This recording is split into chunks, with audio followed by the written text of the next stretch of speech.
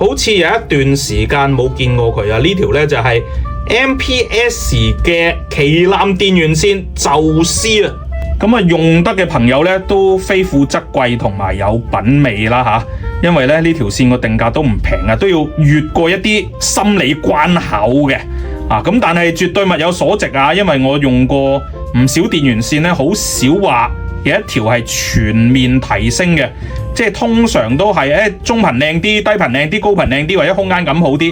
咁但係呢一條宙斯係全面提升嘅。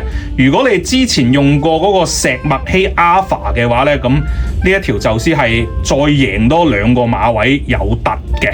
咁其實呢條線呢，我之前都拍片講過㗎啦。如果有興趣可以揾翻嚟睇啦。但係同我拍片嗰陣有啲唔同啊！而家佢已經升級咗白金嘅插頭啦。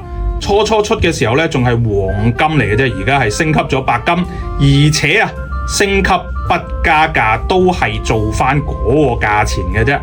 咁同時間原來咧宙斯除咗電源線同埋喇叭線之外咧，仲已經有埋信號線啦，即係 RCA 同埋 XLR。如果你之前用過宙斯，覺得正嘅，咁想追埋嗰啲信號線咧，亦都可以揾我溝通下嘅。